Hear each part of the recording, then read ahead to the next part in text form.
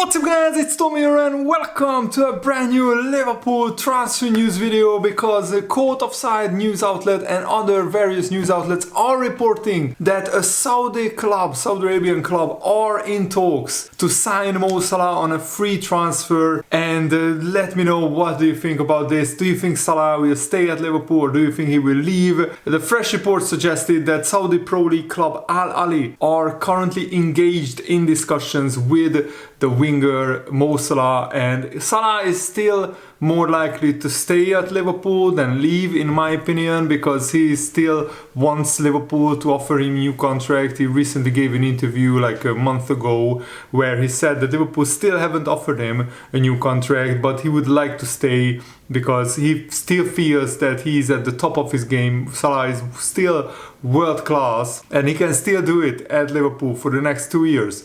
But of course, the move to Saudi Arabia is very enticing because they would offer an absolutely crazy amount of money to Mo Salah. He would be the face of the Saudi Arabian league. It would be a huge PR move as well for the league. And Saudi Arabia are a lot closer to Egypt. Salah likes to go home to Egypt to visit friends and family. A lot of his friends still live in Egypt, so Salah would be closer to home.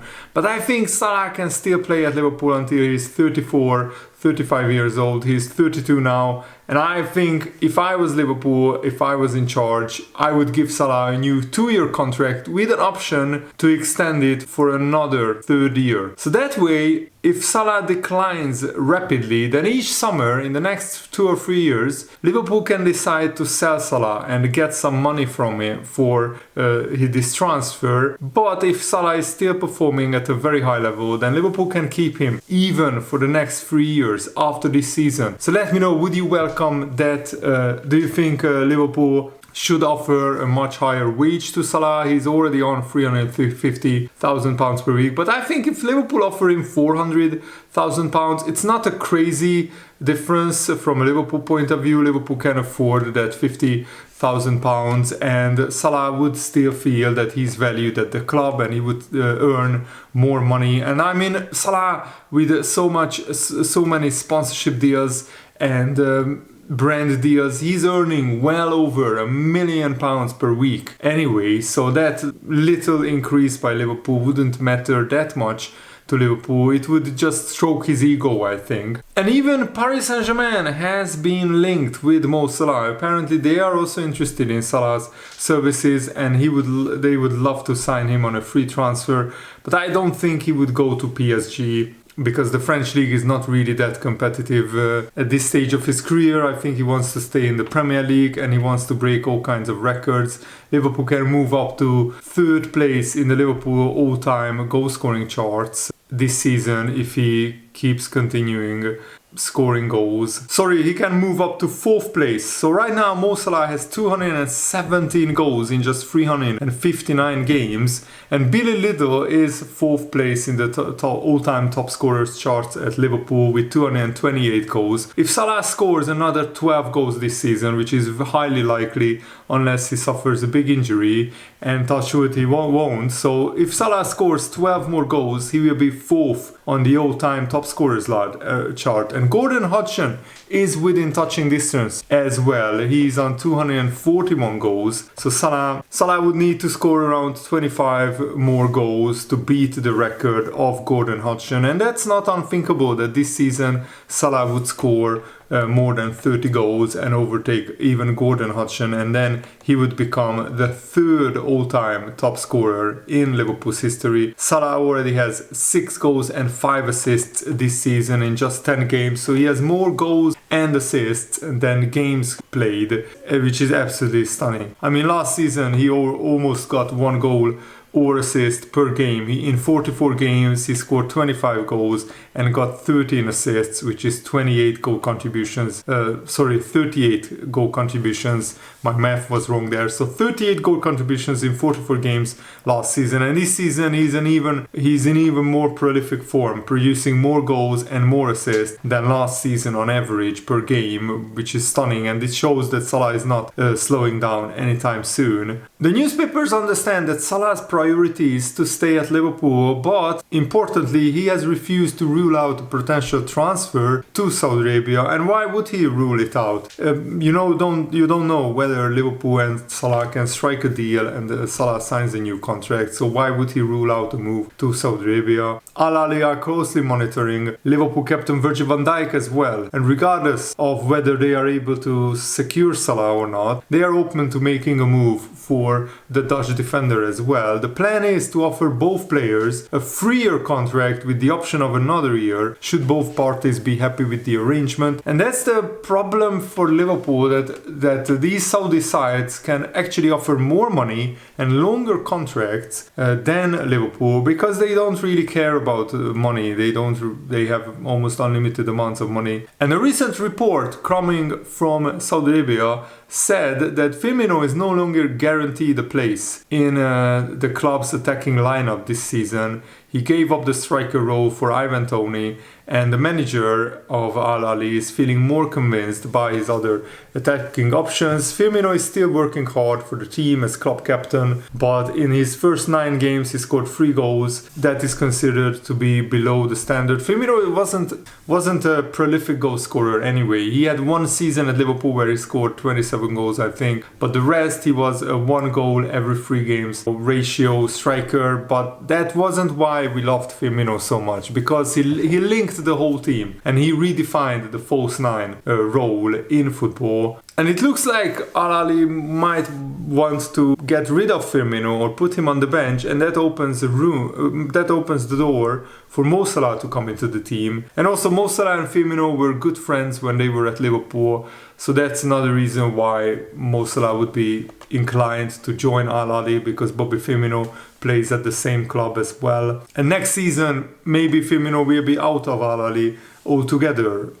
Maybe they will sell him, and then a spot would open up for Mo Salah, and to play alongside Mahrez and Ivan Toney and Firmino at the moment still at the club, that would be a very attractive proposition for Salah. Of course, the most attractive proposition is the money and to be closer to his home country, Egypt, as well. But I think Salah's main priority is to stay at Liverpool, and if Liverpool offer him a good enough contract, then hopefully Salah will stay at Liverpool. So let's wait and see what happens, and I will keep you guys updated and I will keep you guys in the loop. But Liverpool should treat Salah like a Liverpool legend he is and offer him a big new contract, because he definitely deserves it. He's one of the most hard-working players that you have ever seen at Liverpool, and he's a modern professional as well. And now let's talk about Liverpool's injury list, because our Alisson will definitely be out for at least a few weeks, but maybe even 1.5 to 2 months. We still have to wait for the scans and the diagnosis, but it looked like a really bad hamstring injury. And McAllister also felt discomfort in his adductor muscle, and Arne said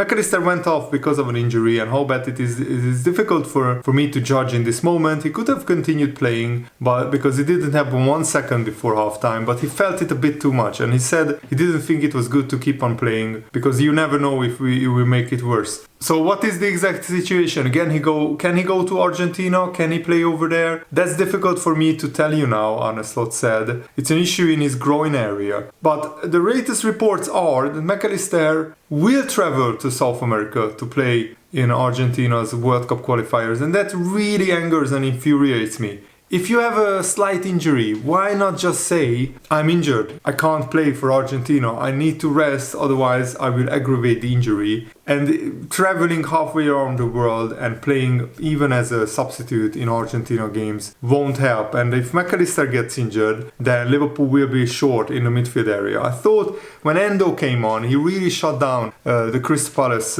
team very, very well, and he was not afraid to get involved with tackles. He kept the ball well, and there was a genius bit of play, I forgot to mention it in yesterday's video, where the ball is going out for a corner kick for Crystal Palace, and Endo, after being pushed in the back by the Crystal Palace attacker, falls on the ground, and in the process he punches the ball out for a throw-in with his hand. But the movement was so quick and it was done so cheekily that the referee missed it, and the referee didn't give a handball and a yellow card and a free kick to Crystal Palace. So Liverpool got away with one there, and instead it was a throw-in, which is less dangerous from a Liverpool point of view than a corner kick would have been. Ryan Gravenberch also recently gave an interview to Liverpool FC where he said that I really enjoy playing a lot and producing more consistent performances. Obviously I get minutes now, and for me I just try to be consistent every game, to show myself every game, and I think it's going really well. I'm feeling really good. I know Szoboszlai and McAllister really well. If you play often with them, you know the quality of them, and when McAllister goes higher I have to come on, so we know each other. When the other guys are going to the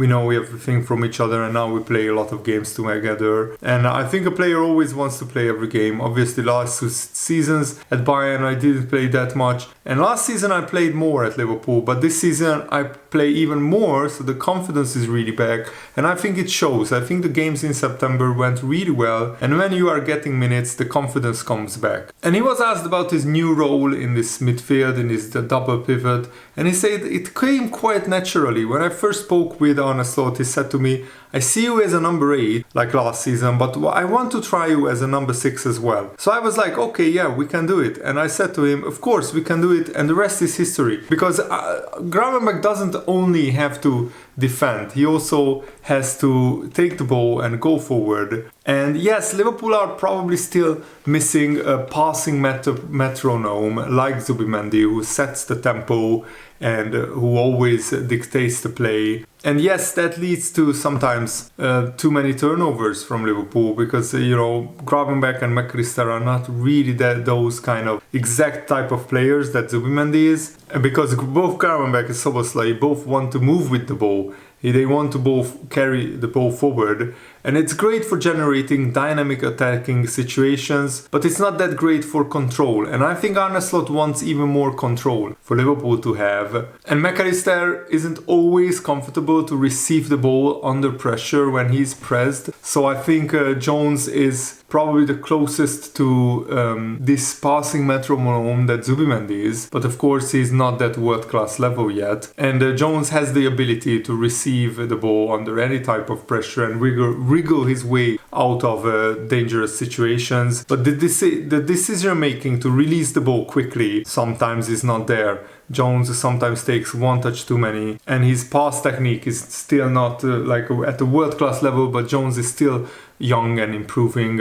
Michael Edwards and Richard Hughes has this vision for a passing metronome like Zubimendi, which is very, very difficult to find in the transfer market, because Zubimendi, we missed out on him. He rejected Liverpool ultimately. But Arne Slot is doing a wonderful, incredible job without Zubimendi to actually guide Liverpool to many, many victories, and it's an almost perfect start to the season, 9 wins out of 10. And Arne Slot is getting the best out of Gravenberch and McAllister and Szoboszlai, and he's trying to also maintain more control in the midfield. Liverpool are less manic in their build-up, they are less rushed, they are not playing at 100 miles an hour, always bombing forward like they were under Jurgen Klopp. So I think Liverpool have improved massively under Arne Slot, but the big tests are coming after the international break. We play Chelsea, Leipzig and so many other great teams. I'm especially looking forward to the Arsenal game and the Liverpool Leverkusen and Liverpool Real Madrid games in the Champions League. I'm already licking my lips at the prospect of watching these games. There will be goals, great attacking football and a lot of drama, so I'm really looking forward to it. Thanks for watching guys, hope you enjoyed this. Have a nice day, see you later,